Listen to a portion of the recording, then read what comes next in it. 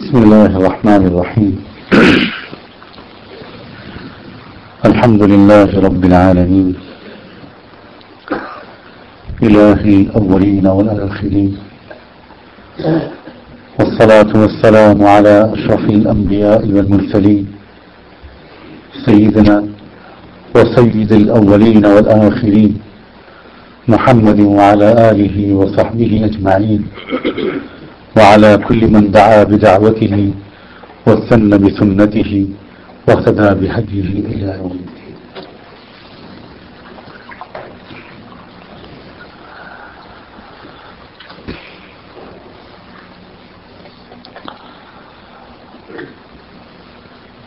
حضرات علماء کرام، قابل احترام بزرگوں، بھائیوں اور نوجوانوں،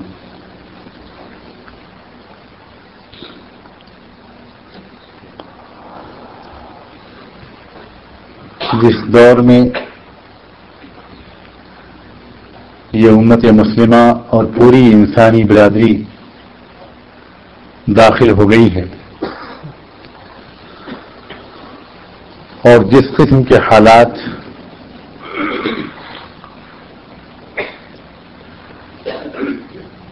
دنیا کے اسٹیج پر اللہ کی تقدیر سے وجود میں آ رہے ہیں، ان حالات میں بہت سے سوالات ذہنوں میں کھڑے کیے ہیں۔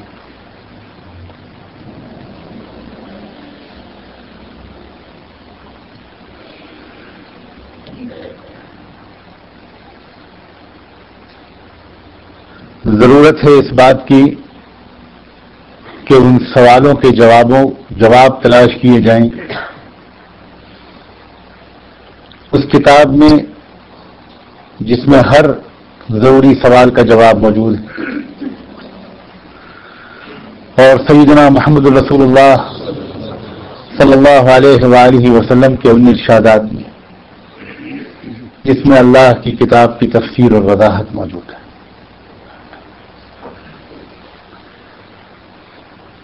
کیا اللہ بے بس ہے؟ کیا اللہ بے خبر ہے؟ میں بہت صاف لفظوں میں، کافی جسارت کے ساتھ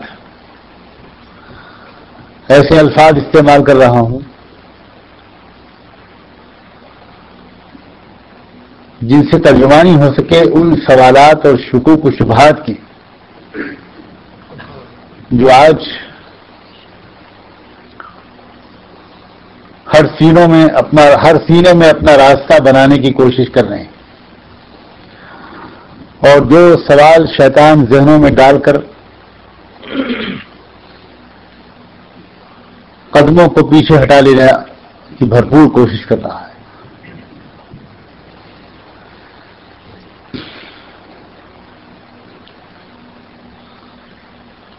کیا دنیا میں جس کی لاٹھی اس کی بھینس، یہی قانون چلتا ہے؟ ہم نے تو سنا تھا کہ اللہ کی طاقت سب سے بڑی ہے، اور ہم نے تو سنا تھا کہ اللہ انصاف کرتا ہے، مگر کہاں ہو رہا ہے وہ انصاف؟ ہم تو دیکھ رہے ہیں کہ دنیا میں چند ظالم قومیں، بلکہ ان قوموں میں بھی چند ظالم خاندان، چند سرکش اور طاغوت افراد پوری انسانی برادری کو اپنا غلام بنا رہے ہیں، اس طرح جس طرح پہلے کبھی جاہلیت کے دور میں بنایا جاتا تھا۔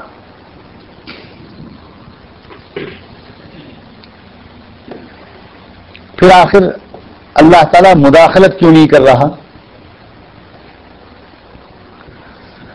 اللہ تعالیٰ اتنا موقع کیوں دے رہا ہے؟ میں بہت صاف لفظوں میں ان سوالوں کا جواب دینے سے پہلے یہ بات بھی عرض کرتا ہوں کہ ہم اصل میں ایک بنیادی غلطی کرتے ہیں۔ ہم اس دنیا کو چلانے کا اللہ کا سسٹم سمجھے بغیر سوال اپنے ذہنوں میں آنے دیتے ہیں۔ ہم یہ سمجھتے ہیں کہ یہ دنیا ہماری خواہشوں کے مطابق اللہ چلائے.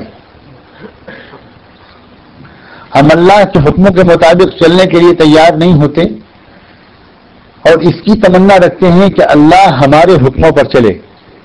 بہت سخت لفظ ہے. ہمارا حال یہ ہے کہ ہم بندے بننے کو تیار نہیں ہیں اور اب ہماری جرت یہاں تک پہنچ گئی ہے کہ ہم اللہ کو اپنا بندہ بنانا چاہتے ہیں.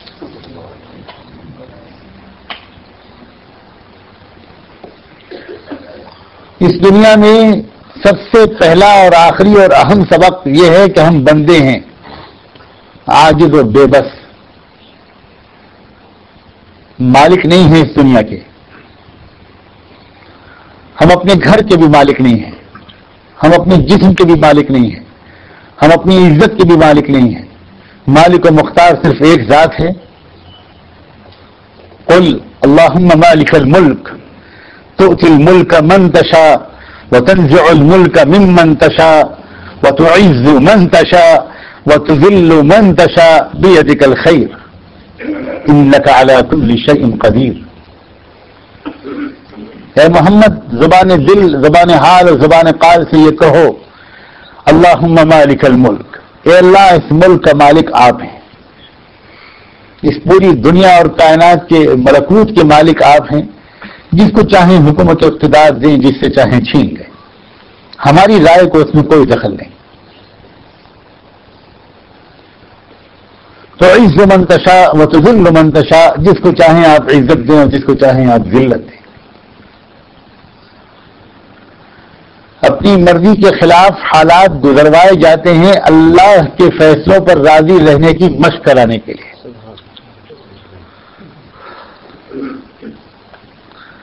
اپنی مرضی کے خلاف افراد پر بھی حالات آتے ہیں اور قوموں پر بھی حالات آتے ہیں. افراد پر آتے ہیں اس لیے کہ وہ اپنی نجی زندگی میں اپنی مرضی کے خلاف اللہ کے بھیجے ہوئے حال پر راضی رہنا کچھ دن کے لیے سیکھ لیں. اور امتوں اور قوموں پر حالات آتے ہیں اس لیے کہ امتیں اپنی مرضی کے خلاف اللہ کے بھیجے ہوئے حالات کو جھیلنا سیکھ لیں.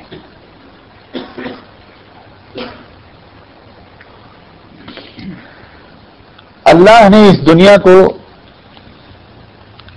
جس نظام کے مطابق چلایا ہے اب تک اور آئندہ بھی چلائے گا، ہمیں اچھا لگے یا برا، اللہ کو اس کی کوئی پرواہ نہیں. اللہ نے جس نظام کے مطابق اس دنیا کو اب تک چلایا ہے وہ یہ کہ اس دنیا کے اسٹیج پر وہ مختلف قوموں کو آنے کا موقع دیتا ہے اور مختلف اس قوموں کو موقع دیتا ہے اور کھلی چھوٹ دیتا ہے. انی جاعل فی الارض خلیفہ کے اعلان کے تحت کہ اب ہم تم کو دنیا کا اقتدار دیتے ہیں، دنیا کا اختیار دیتے ہیں، دنیا کی حکومت دیتے ہیں، وسائل اور دولت اور صلاحیتوں سے نوازتے ہیں اور دیکھتے ہیں کہ تم اس کا استعمال بندوں کی خدمت کے لیے کرو گے یا لوٹ اور کھسوٹ کے لیے کرو گے. ہم موقع دیتے ہیں تم کو. اور بھرپور موقع قوموں کو اس نے ہمیشہ دیا ہے. خدا پاک کی قسم انسانی تاریخ میں کوئی قوم یہ شکایت نہیں کر سکتی کہ اس نے ہم کو کم موقع دیا. اس نے رومنس کو موقع دیا تھا، اس نے گریکس کو موقع دیا تھا، اس نے پرشنس کو موقع دیا تھا، اس نے اغریقی تہذیب والوں کو موقع دیا تھا، اس نے مصری سلطنت والوں کو موقع دیا تھا، اس نے ہندوستان کی پرانی قوم اور تہذیب کو موقع دیا تھا، اس نے چائنا کی قوم کو موقع دیا. جو بھی ہسٹری کے بعد کی قومیں ہیں جن کی تاریخ کتابوں میں محفوظ ہے میں ان کے حوالے دے رہا ہوں. اور پھر اس نے عربوں کو موقع دیا اور پھر اس نے امت مسلمہ کو موقع دیا اور پھر اس نے اقوام مغرب کو موقع دیا. ایک کے بعد ایک قوم اسٹیج پر آتی ہے اور اللہ تعالیٰ دیکھنا چاہتا ہے کہ دیکھیں تم انصاف کرتے ہو یا ظلم.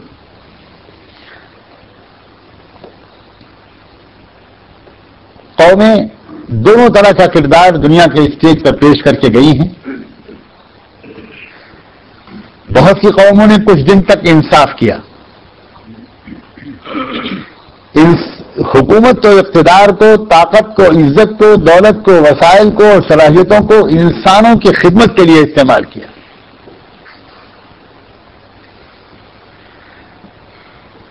اندھیروں سے روشنی کی طرف انسانوں کو لانے کی سب سے مشکل اور اہم خدمت کے لیے استعمال کیا. دنیا سے غریبی کو مٹانے کے لیے استعمال کیا. دنیا سے جہالت اور اوہام اور سپرسٹیشنز کو مٹانے کے لیے استعمال کیا. دنیا میں طاقتور غریبوں پر ظلم نہ کریں، سسٹم بدلے دنیا کا، آداب اور شائستگی سکھانے کے لیے اس کا استعمال کیا.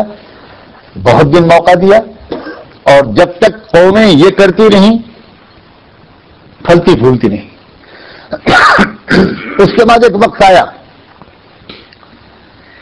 کہ دولت اور اقتدار اور طاقت کے نشے نے قوموں کے دماغ خراب کیے. علامہ اقبال کا مشہور شعر کا ایک مصرع ہے، اے صاحب نظراں نشے قوت سے خطرناک.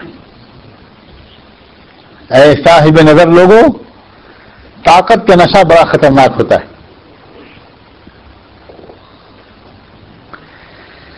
پھر جب طاقت کے نشے میں قومیں چور ہوتی ہیں تو وہی کرتی ہیں جو آج ہو رہا ہے. یہ بار بار ہوتا رہا ہے اور پہلے ہی دوسرے دن اللہ نے جلدی سے ان کا گلا گھونٹ دیا ہو. نہ اللہ نے پہلے ایسا کیا ہے نہ اللہ آج ایسا کرے گا. پھر میں دہراتا ہوں، کسی کو اچھا لگے یا برا، ہمارے کیلنڈر کے حساب سے اللہ اس دنیا کو نہیں چلاتا. ہمارا کیلنڈر ہماری عمر کے حساب سے ہے، ہماری جذباتیت کے حساب سے ہے. ہمارا تو دل چاہتا ہے کہ 5 وقت کی نمازوں میں دنیا کا سارا بیڑا غرق کر دے اللہ. جس قوم سے ہم ناراض ہوں اس کے لیے بد دعا کریں فجر کے بعد اور انتظار میں بیٹھ جائیں اور اللہ کام میں لگ جائے. اور ظہر تک اس قوم کو تباہ کرنے کے بعد اللہ ہم سے پوچھے کہ وہ تو آپ کا حکم کی تعمیل ہو گئی، وہ قوم تو ہم نے تباہ کر دی، اب فرمائیے اگلا کیا حکم ہے. اب ہم ظہر پڑھ کے اللہ تعالیٰ کو پرپوز کریں کہ اب فلاں قوم کو بھی نپٹا دیجیے، تو اللہ تعالیٰ ظہر سے عصر تک مسکان میں لگ جائیں. عصر کا کام میں بھی ہو گیا، پھر اللہ تعالیٰ پوچھیں کہ وہ بھی ہم نے آپ کے حکم کی تعمیل کر دی، اب آپ کس سے ناراض ہیں؟ اب ہم کسی اور قوم سے اٹھے ہوئے ہیں تو ہم نے اس کی شکایت کر دی اور اس کی FIR درج کرا دی.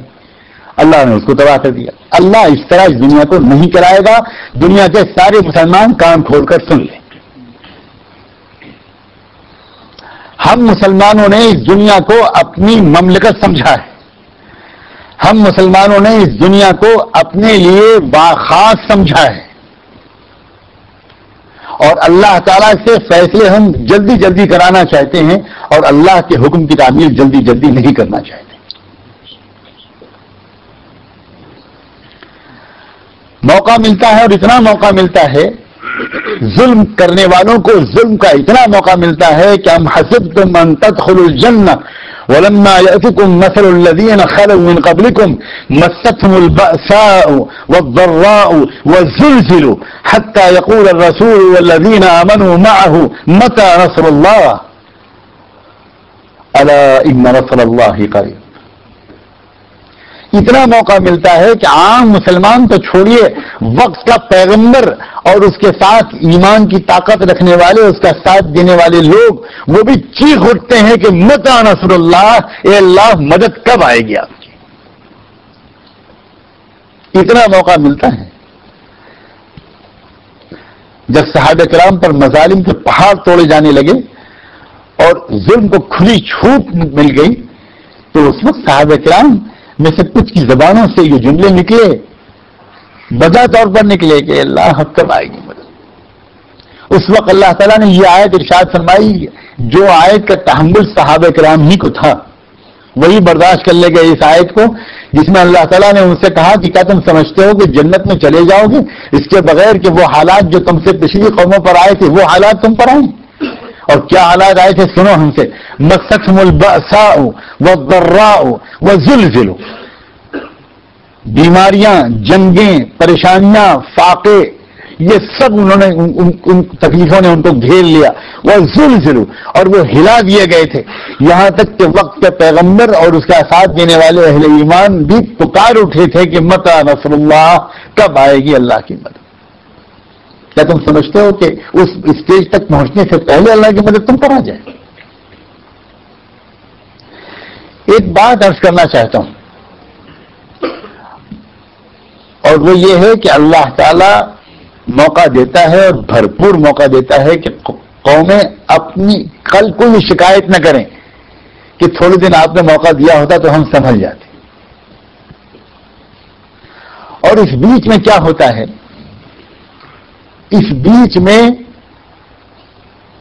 ایک قوم تیار ہوتی ہے سنجیدہ، ایک قوم تیار ہوتی ہے بہادر، ایک امت تیار ہوتی ہے پیغام بر زندگی گزارنے والی، ایک امت تیار ہوتی ہے ایک مشن کے لیے جینے والی، ایک چھوٹی سی جماعت اور ایک گروہ تیار ہوتا ہے تکلیفوں کو برداشت کرنے والا، خواہشات کو قربان کرنے والا، مقاصد کو ترجیح دینے والا، وفادار گروہ ہوتا ہے، سچا گروہ ہوتا ہے، جری گروہ ہوتا ہے، بے باک گروہ ہوتا ہے، صاحب نظر گروہ ہوتا ہے، صاحب رائے گروہ ہوتا ہے، اولی الایدی والابصار اس کی شان ہوتی ہے. اللہ تعالیٰ نے انبیاء علیہ السلام کی تعریف کرتے ہوئے عجب الفاظ استعمال کیے ہیں. ابراہیم و اسماعیل و اسحاق اولی الایدی والابصار. یاد کرو ہمارے بندوں اسماعیل کو، اسحاق کو اور ابراہیم کو، اسماعیل کو، اسحاق کو کیا کہا؟ اولی الایدی والابصار. یہ وہ لوگ تھے جو ہاتھ والے تھے اور نگاہ والے تھے. کیا عجیب غریب تعبیر ہے. یعنی قوت عملی والے تھے اور قوت نظری والے تھے، صاحب رائے لوگ تھے، ویژنری لوگ تھے، حالات کو بہت گہرائی سے جاننے والے لوگ تھے، بھرپور قوت عملی والے لوگ تھے. اگر مشکلات نہ ہوں تو قومیں مر جائیں، مشکلات ہی ہوتی ہیں جو قوموں کو زندگی دیتی ہیں. کاش کہ یہ نظام غیبی سمجھ میں آ جائے تو مشکلات سے گھبرانے کے بجائے مشکلات جہاں نظر آئیں انہیں کے پیچھے چھپی ہوئی ہوتی ہے فتح. ان کو دیکھنے کی صلاحیت اللہ نصیب کرتا ہے. کبھی کوئی فتح مشکلات کے بغیر نہیں آئی ہے، کبھی کوئی کامیابی سخت تکلیفوں سے پہلے نہیں ملی ہے، اور کبھی کوئی صبح اندھیری رات سے پہلے روشن بھی نہیں ہوئی ہے.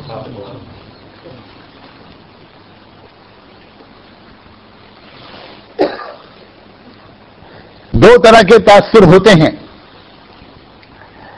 حالات جب بگڑتے ہیں، اسکرو جب ٹائٹ ہوتے ہیں، پریشانیاں جب بڑھتی ہیں، گھیرا جب تنگ ہوتے ہیں، تو ایک وہ دل ہوتے ہیں جن میں خوف طاری ہوتا ہے، مایوسی طاری ہوتی ہے، گھبراہٹ طاری ہوتی، بوکھلاہٹ طاری ہوتی، قدم ہلنے لگتے ہیں اور ہمتیں پست ہونے لگتی ہیں، ارادے کمزور ہونے لگتے ہیں، یقین پر شک غالب ہونے لگتا ہے. اے اللہ ایسا ہم میں سے کسی کا دل نہ بنا. اور دوسرا ایک طبقہ اور ہوتا ہے کہ جب مشکلات انہیں گھیرتی ہیں، ان الناس قد جمعوا لکم فاخشوہم، جب چاروں طرف سے قومیں متحد ہو کر ان پر ٹوٹ پڑتی ہیں اور کوئی کہنے والا ان سے کہتا ہے، میڈیا ان کے کانوں میں صبح سے رات تک ایک ہی خوف پیدا کرتا ہے، ان الناس قد جمعوا لکم، ان الناس قد جمعوا لکم، ان الناس قد جمعوا لکم، قال لهم الناس ان الناس قد جمعوا لکم. لوگ کہتے ہیں کہ لوگ تمہارے خلاف متحد ہو گئے ہیں. کیا تعبیر ہے. قرآن نے یہ نہیں کہا کہ یہ فلاں لوگ کہتے ہیں، یہودی کہتے ہیں، عیسائی کہتے ہیں، نہیں کہتے ہیں، اس لیے کہ ہر دور میں صادق آئے گا بات. اور آج تو زمانہ ہی قال لهم الناس کا ہے. آج تو زمانہ ہی اس کا ہے کہ جو لوگ کہہ رہے ہیں اس سے ہم متاثر ہو گئے. جو CNN نے کہہ دیا آمنا و صدقنا، جو BBC نے کہہ دیا سمعنا و اطعنا. حقائق پر نظر نہیں رکھتے. یہ نہیں دیکھتے وہ لوگ جن کے دلوں میں شک کی بیماری ہے کہ دنیا آخر خائف کیوں ہے، دنیا کیوں ڈر رہی ہے، دنیا پریشان کیوں ہے. دنیا اس لیے پریشان ہے کہ دنیا کے چلانے والے اچھی طرح جانتے ہیں کہ آئندہ آنے والے دنوں میں انسانی برادری غلامی کی زنجیروں کو کاٹ کر رہے گی. اچھی طرح جانتے ہیں، کوئی جانے یا نہ جانے، لیکن دنیا کے لیڈرز اچھی طرح جانتے ہیں کہ دنیا کی قوموں کو بہت دن تک اب ہم نے بھی غلام بنا لیا. آئندہ آنے والا زمانہ آزادی کا زمانہ ہے، نہ کہ غلامی کا زمانہ. مجھے یہ بھی کہنے کی اجازت دیجیے کہ اگر نہیں جانتے تو شاید ہم اور آپ نہیں جانتے، باقی سب جانتے ہیں. پتا پتا بوٹا بوٹا حال ہمارا جانے ہے. پتا پتا بوٹا بوٹا حال ہمارا جانے ہے، جانے نہ جانے بل ہی نہ جانے باغ تو سارا جانے ہے۔ ہم خود اپنے بارے میں احساس کمتری مبتلا ہیں، لیکن دنیا کسی غلط فہمی میں نہیں ہے۔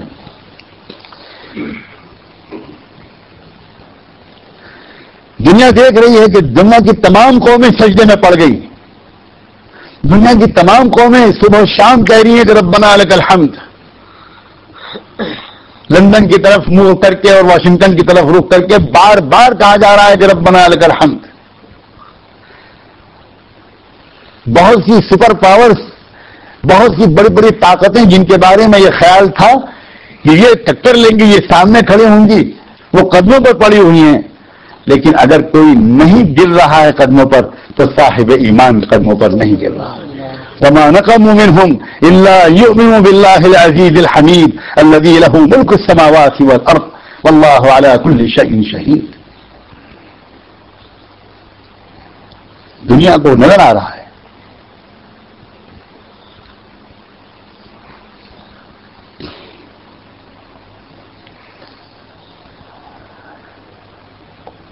میرے قابل احترام بھائیوں، ایک گروہ وہ ہوتا ہے جس کے ذہنوں میں ان حالات سے خوف طاری ہو جاتا ہے۔ مجھے کانپ لرزہ آتا ہے یہ کہتے ہوئے، اور اسی لیے میں تردد میں رہا ہوں، پچھلے ایک چند سیکنڈ خاموش رہا کہ میں کہوں کہ نہ کہوں۔ قرآن یہ بتاتا ہے، میں کیوں نہ اعلان کر دوں، چاہے میں خود اس فہرست میں پکڑا جاؤں رنگے ہاتھوں۔ قرآن یہ کہتا ہے کہ جن کے دلوں میں ایسے حالات میں خوف آتے ہیں وہ منافقین ہوتے ہیں یا وہ الذین فی قلوبہم مرض ہوتے ہیں۔ جن کے دلوں میں مرض ہوتا ہے یا جو منافق ہوتے ہیں ان کے دلوں میں گھبراہٹ جو طاری ہوتی ہے، اور جو صاحب ایمان ہوتے ہیں وہ کہتے ہیں ھذا ما وعدنا اللہ ورسولہ۔ ارے یہ اگر وہ ہو رہا، اس کے خلاف ہو رہا ہوتا جو اللہ رسول نے بتایا تھا تو ہم پریشان ہوتے۔ یہ تو وہی ہو رہا ہے جو اللہ اور اللہ کے رسول نے بتایا ہے، تو یہ تو ہمارے ایمان و اطمینان کو اور بڑھائے گا۔ اس میں گھبرانے کی کیا بات ہے؟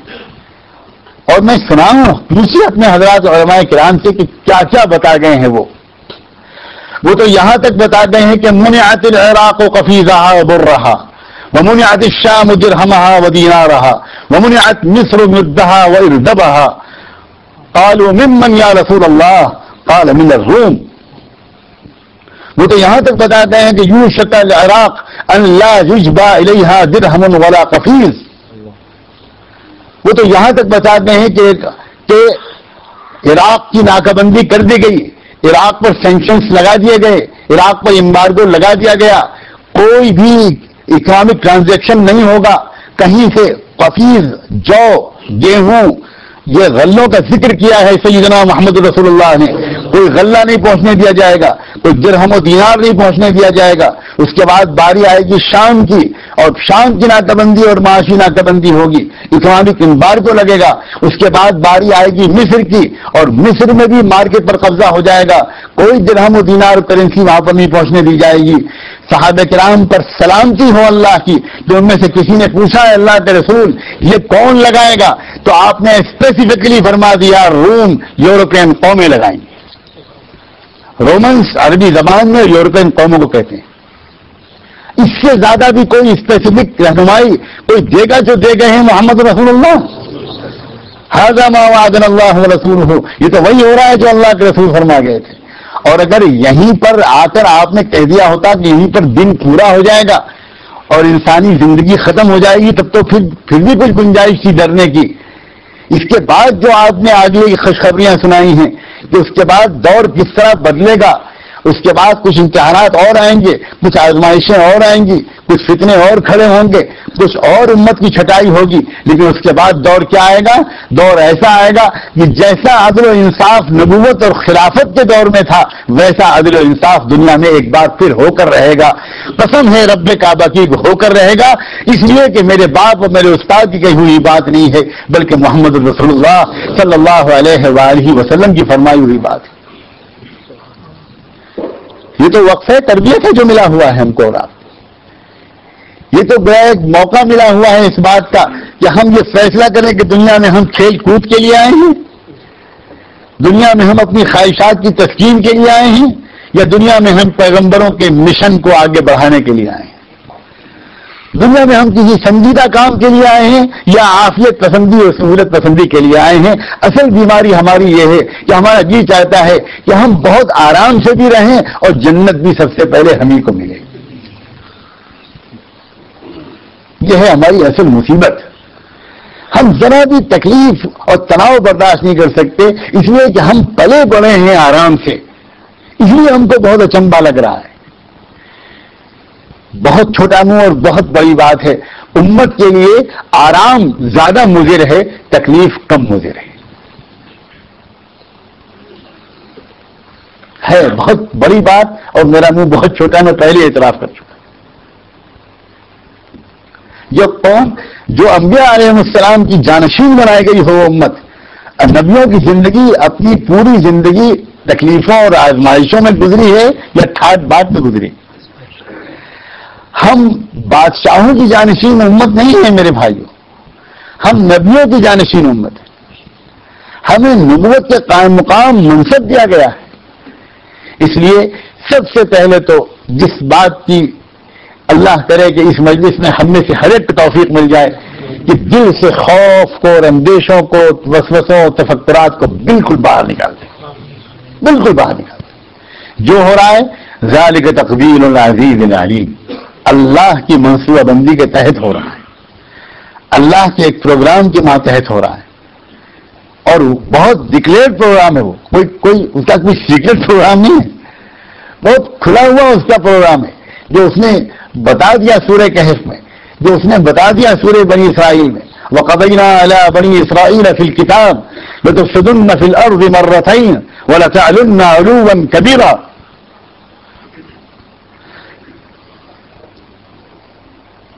پوچھیے حضرات علماء سے کہ اس آیت کی تفسیر میں کیا کیا لکھا گیا ہے اور کیا کیا لکھا جانا باقی ہے.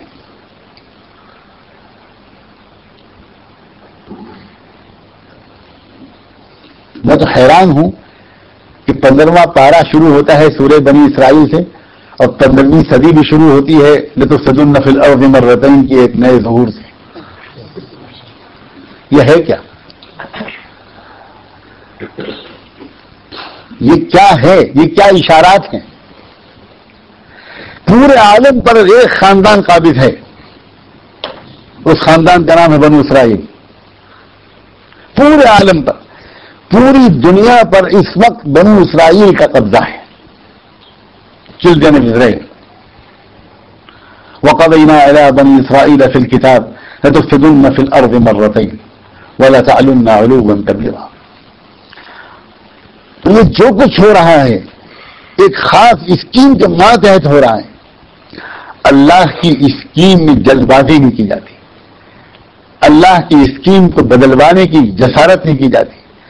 اللہ کی اسکیم کو سمجھ کر اپنے آپ کو اللہ تعالیٰ کی اسکیم کے ایک اوزار کے طور پر پیش کیا جاتا ہے.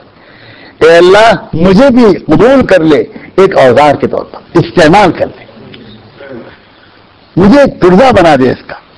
آپ دنیا جہان کی طاقتوں سے کام لے رہے ہیں اپنی اسکیم کو پورا کرنے کے لیے. اسی اسکیم کو میں سچائی اور انصاف کے غلبے اور پوری انسانی برادری کو غلامی سے نکالنے کی وہ جو آپ کا منصوبہ بنے اور اس میں آپ جن انسانوں کو استعمال کریں، اے اللہ میری حقیقی زندگی بھی قبول کر لیں. مسئلہ ایک قوم کا نہیں ہے، مسئلہ یہ قومی لڑائی کا نہیں ہے، مسئلہ یہ نہیں ہے کہ مسلمان اور دنیا کی دوسری قوموں کے درمیان لڑائی ہے. قطعاً نہیں. جب تک ہم لوگ اصل صورتحال کو قرآن و حدیث کے مزاج کے مطابق نہیں سمجھیں گے تب تک اللہ تعالیٰ کی مدد نہیں آئے گی.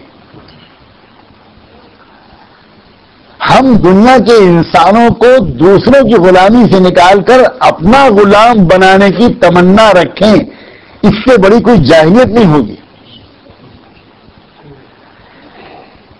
اصل مسئلہ یہ ہے کہ انسان، اس دنیا میں جتنے بھی انسان ہیں، ہم ہوں یا کوئی اور ہو، وہ سارے کے سارے انسان بندے اور غلام اگر ہو سکتے ہیں تو ایک رب کے.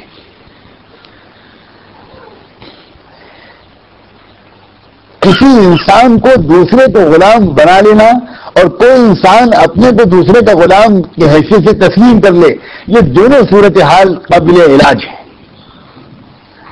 جنہوں نے اپنے کو غلامی پر راضی کر لیا ہے ان کو سمجھانا ہے کہ تم کسی کے غلام نہیں ہو، اگر ہو تو رب کے غلام ہو۔ جنہوں نے غلام بنا لیا ہے ان کو سمجھانا ہے کہ تمہیں غلام بنانے کا کوئی حق نہیں ہے، ہم اور تم دونوں غلام ہیں۔ دنیا میں اس وقت جو لڑائی ہو رہی ہے وہ یہ کہ انسان خدا کا بندہ ہے یا کچھ انسانوں کا۔ اصل مسئلہ ہی یہ ہے، اس کے عنوان کچھ بھی رکھ دیے جائیں۔ پہلے تو کچھ خوبصورت عنوان رکھے بھی جاتے تھے، اب اللہ کا یہ بھی شکر ہے کہ جاہلیت نے اپنے چہرے کا میک اپ خود نوچ کر پھینک دیا ہے۔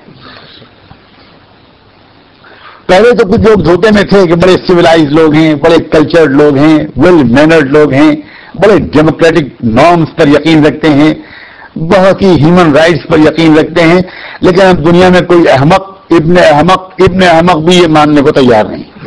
کم سے کم 3 پشتوں کا بیوقوف تو جانتا ہی ہے کہ دنیا میں یہ کیسے لوگ ہیں۔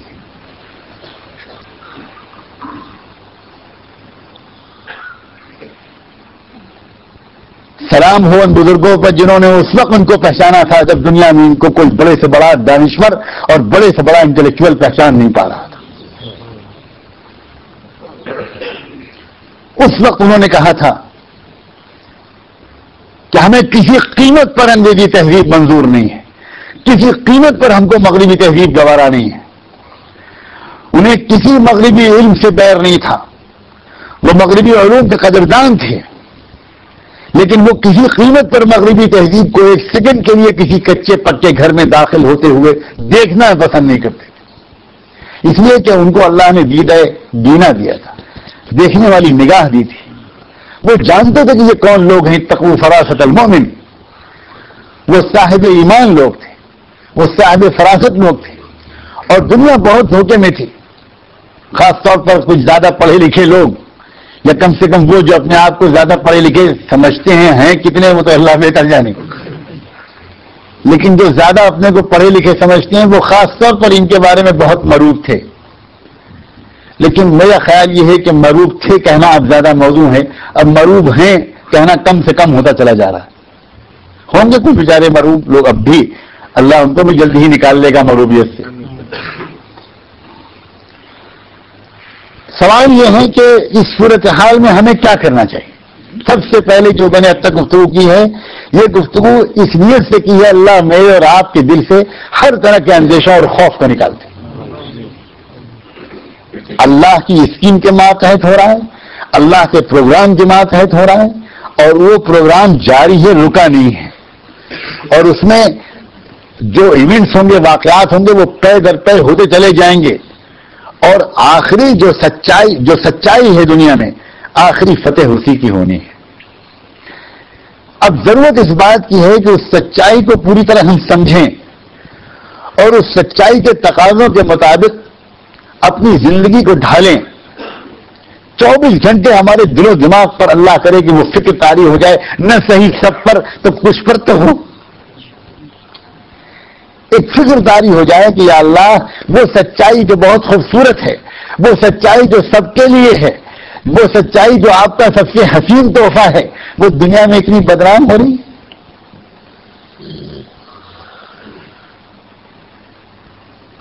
اسلام اللہ کا تحفہ ہے اپنے بندوں کے لیے، صرف مسلمانوں کے لیے نہیں، سب سے خوبصورت تحفہ ہے۔ زندگی کے فطری اصولوں کے مجموعے کا نام ہے اسلام، اور اسلام کا آغاز نہیں ہوا تھا محمد الرسول اللہ پر، اسلام کی تکمیل ہوئی تھی محمد الرسول اللہ صلی اللہ علیہ وآلہ وسلم۔ اسلام کا آغاز نہیں ہوا تھا مکہ مکرمہ اور مدینہ منورہ سے، اسلام کی تکمیل ہوئی ہے مکہ مکرمہ اور مدینہ منورہ سے۔ اسلام کا آغاز قرآن سے نہیں ہوا تھا، اسلام کی تکمیل قرآن سے ہوئی ہے۔ الیوم اکملت لکم دینکم واتممت علیکم نعمتی ورضیت لکم الاسلام دینا۔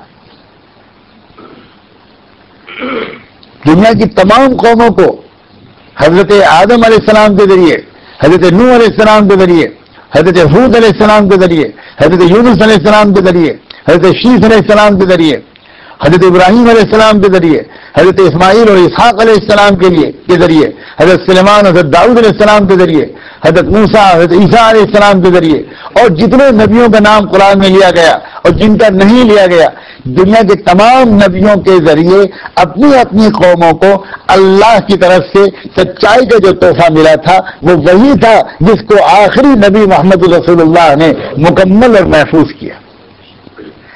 تو دنیا کی تمام قوموں کو ان کی اپنی کھوئی ہوئی سچائی کی طرف واپس لانا ہمت اور حکمت کے ساتھ یہ ہمارا فرض ہے۔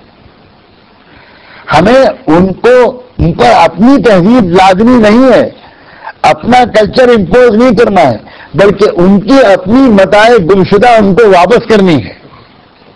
بات فرق واضح ہو رہا ہے کہ نہیں ہو رہا ہے؟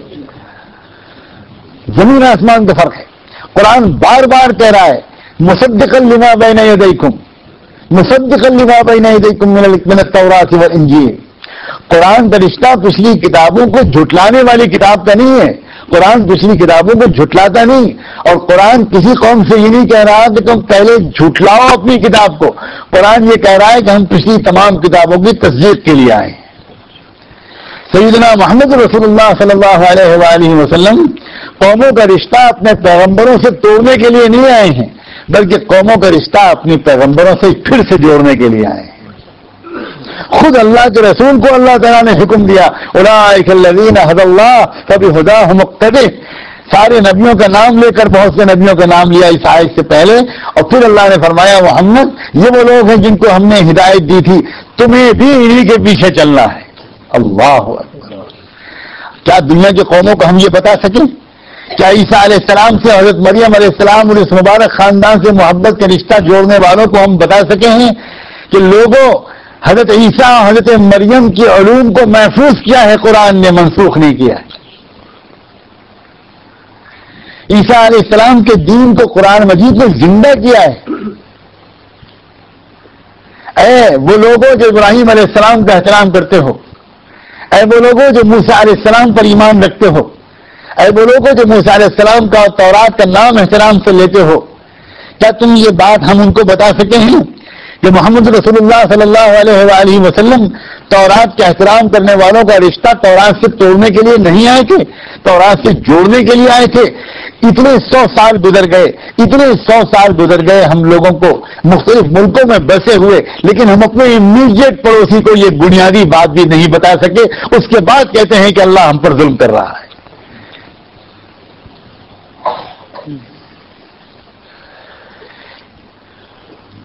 یہ بزدلی ہے کہ انسان اپنی غلطی کو ڈھونڈ نہ سکے اور سارا الزام دوسرے پر ڈال دے۔ بہادری یہ ہے کہ انسان اپنی غلطیاں بھی تلاش کرے۔ کیا ہو رہا ہے؟ حالات کیا جو ایک رخ ہے منفی وہ تو میڈیا پیش کر رہا ہے، لیکن یا اللہ اس میڈیا کے جادو سے نکلیے تو ذرا تھوڑی دیر کے لیے اور حالات کا ذرا پازیٹو رخ بھی دیکھیے۔ نعمان بن مقرن رضی اللہ تعالیٰ عنہ ایک غزوے میں گئے، ایک سریے میں گئے، ایک جماعت میں گئے، ایک جگہ گئے جہاں مقابلہ ہوا۔ مقابلے سے پہلے ہوا کیا؟ بلایا اس علاقے کے قبیلے کے بادشاہ نے، کہا اپنے امیر کو بھیجو۔ امیر سے کہلوایا کہ کچھ ساتھیوں کو بھیجیے، ہم پوچھنا چاہتے ہیں کیوں آئے ہو۔ چند صحابہ کرام کو بھیج دیا۔ اس شخص نے بہت ہی برا سلوک کیا اور یہ کہا کہ اگر تم سفارتی آداب کے خلاف نہ ہوتا تو میں تم سب کے سر کاٹ کے واپس بھیجتا تمہارے امیر کے پاس۔ تمہاری ہمت کیسی ہوئی کہ تم ہمارے علاقے میں آئے؟ اور حکم دیا کہ سب لوگ مٹی کھودو اور ایک ایک تسلے میں، ایک ایک بڑے سے جھوے میں مٹی کو بھرو اور اپنے سر پر رکھ کر مزدوروں اور غلاموں کی طرح لے کر جاؤ اور جا کے بتا دو اپنے امیر سے کہ یہ سلوک کیا ہے میں نے تمہارے ساتھ۔ وہ بیچارے کیا کرتے، جو کچھ جھیلنا پڑا جھیلا، مٹی کھودی، سر پر لادی، پہنچایا اپنے امیر کے پاس۔ اب ظاہر ہے کہ ایک افسردگی، ایک مایوسی، ایک غم، ایک ذلت کا احساس، کیا کیا لے کر گئے ہوں گے، یہ خون کس طرح جوش مار رہا ہوگا۔ اور نعمان بن مقرن کو اللہ تعالیٰ کے رسول کی صحبت کی برکت سے لیڈرشپ کی صلاحیت تھی۔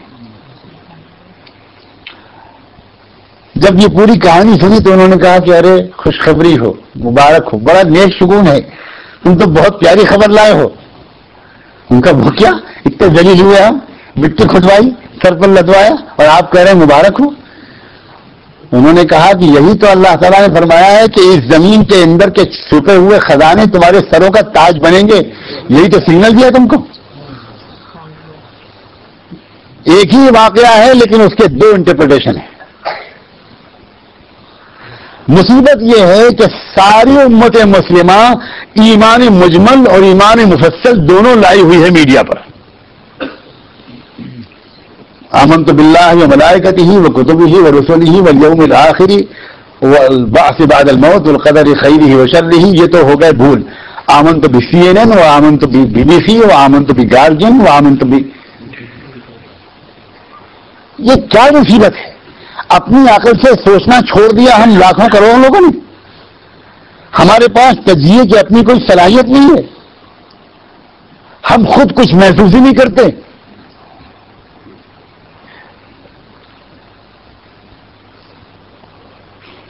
اللہ تعالیٰ احساس سے کمتری سے اور اس غلامی کی مزاج سے ہمیں نکالتے. ہمیں یہ محسوس ہو کہ دنیا کو ہم سینکڑوں سال تک کوشش کرتے کہ کچھ سنجیدہ موضوعات پر دنیا غور کرے، تو مائیکل جیکسن کے اس دور میں کیا دنیا سنجیدہ موضوعات پر غور کرنے کے لیے 1 منٹ دیتی؟ پاپ میوزک میں ڈوبا ہوا یہ مغرب. لیکن کیا اللہ کا نظام ہے کہ آج دنیا سب سے زیادہ سنجیدہ موضوعات پر لکھ رہی ہے، پڑھ رہی ہے، سوچ رہی ہے، بول رہی ہے. ٹی وی پر ڈیبیٹس، ریڈیو پر ڈیبیٹس، انفارمیشن کے جتنے بھی میڈیا اور ذرائع ہیں، چاہے الیکٹرانک میڈیا ہو، چاہے ای میلز ہو، چاہے انٹرنیٹ ہو، پردہ، جہاد، حجاب اور غزوہ اور جماعت اور اسلام اور مدرسہ ایجوکیشن اور دینی تعلیم، یہی تو ٹاپکس ہیں پڑھنی. ورنہ فٹ بال اور کرکٹ کے اس زمانے میں اور میوزک کے اس زمانے میں اگر یہ حالات نہ ہوتے، کوئی آدمی 2 منٹ اتنے سیریس موضوعات پر بات کرنے کے لیے ٹائم دیتا؟ بلینز آف ڈالرز آپ خرچ کر دیتے، تب بھی دنیا کا اتنی اٹینشن آپ ڈرا نہیں کر سکتے تھے. سبحان تیری قدرت کہ اس نے چند لوگوں کی قربانی لے کر پوری دنیا کی توجہ کا موضوع بنا دیا اسلام کو اور احکام اسلام. اس سے زیادہ اور کیا چاہیے؟ آدھا کام تو اللہ نے کر دیا، ہمارا جی چاہتا ہے باقی آدھا بھی اللہ ہی کرے. ہمیں تو اصل میں 5 بار نماز اور 8 بار کھانے سے فرصت نہیں. معاف کریں انگلینڈ کے حضرات، اتنا کھلایا ہے کہ کہنا ہی پڑے گا.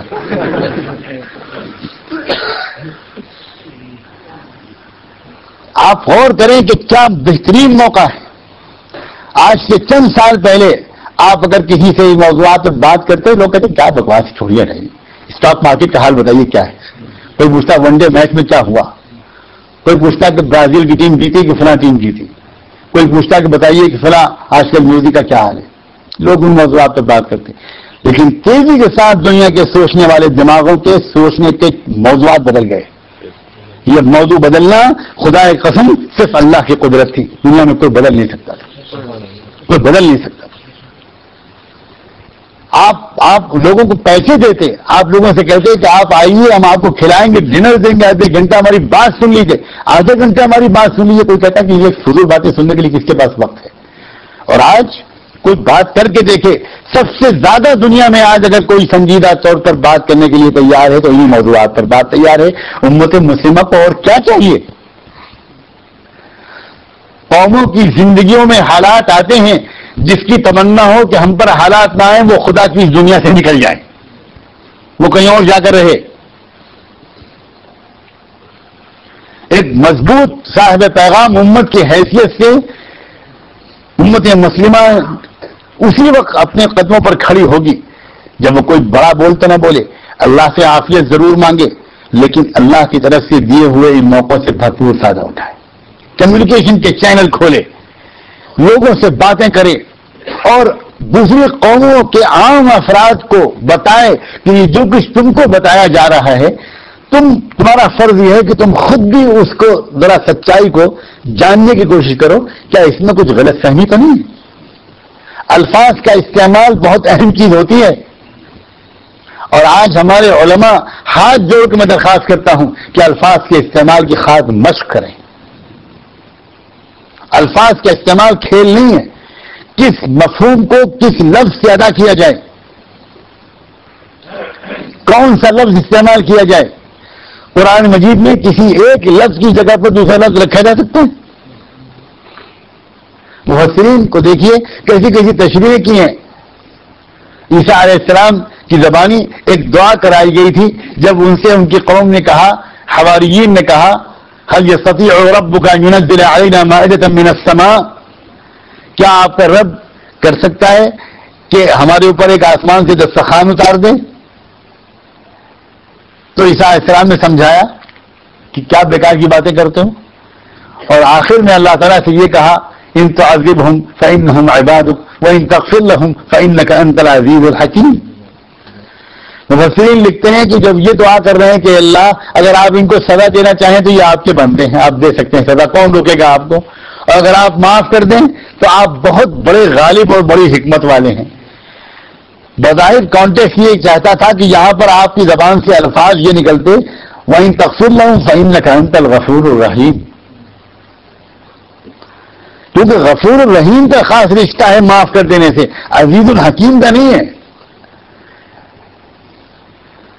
لیکن علماء نے لکھا کہ عیسیٰ علیہ السلام اگر یہ کہہ دیتے کہ اگر آپ معاف کرنا چاہیں تو آپ بہت معاف کرنے والے ہیں, تو گویا اپنی طرف سے ایک دعا ہو جاتی, اور خطا کاروں اور مجرموں اور ایسے بے ادبوں کے لیے اس طرح کی دعا کرنے کا الزام عیسیٰ علیہ السلام اپنے اوپر نہیں لینا چاہتے تھے, اور یہ بھی چاہتے تھے محبت کے مارے کہ کچھ دعا کر ہی لیں. تو انہوں نے غفور الرحیم کی جگہ پر عزیز الحکیم کا لفظ بولا تاکہ اللہ تعالیٰ کی جو بڑائی اور بڑائی شان ہے اور جو اس کا اختیار ہے وہ باقی رہے. اے اللہ میں اتنا ہی کہہ رہا ہوں کہ آپ اگر معاف کر دیں تب بھی آپ بڑے ہیں. یہ نہیں کہا کہ آپ بڑے مہربان. الفاظ کی نزاکت اتنی زبردست ہے, اور رسول اللہ صلی اللہ علیہ وآلہ وسلم کے احادیث میں اس کا بڑا بہت بیان ملتا ہے کہ کس مفہوم کو کس لفظ سے ادا کیا جائے. آج دنیا کے انسانوں کو اسلام سمجھانے کے لیے حکمت والے الفاظ کا استعمال کرنا جو کتاب و سنت کے دائرے کے اندر موجود ہیں, باہر جانے کی ضرورت نہیں, ان الفاظ کے استعمال کا سلیقہ ہمیں سیکھنا پڑے گا. میں مثال پیش کرتا ہوں. قرآن مجید کہتا ہے کنتم خیر امت اخرجت للناس تأمرون بالمعروف وتنہون عن المنکر, تم بہترین امت ہو جو اپنے لیے پیدا ہی نہیں کیے گئے ہو, دوسرے انسانی برادری کے لیے پیدا کیے گئے ہو. تمہارا کام کیا ہے؟ وہ بھلائیاں جن کو انسانی فطرت پہلے سے پسند کرتی ہے انہی بھلائیوں کو دنیا میں پھیلاؤ.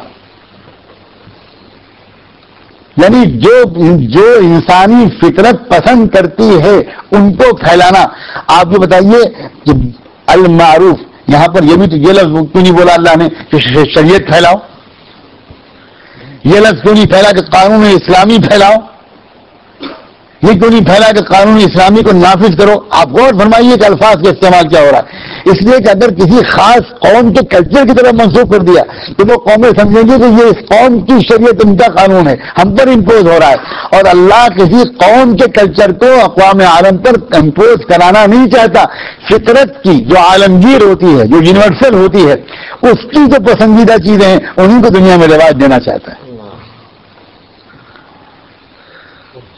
وَلْتَكُن مِّنكُمْ أُمَّةٌ يَدْعُونَ إِلَى الْخَيْرِ, تمہارے درمیان ایک امت ایسی ہونی چاہیے جو خیر کی طرف بلائے, خیر کی طرف بلائے. یہ نہیں کہا يدعون إلى الإسلام,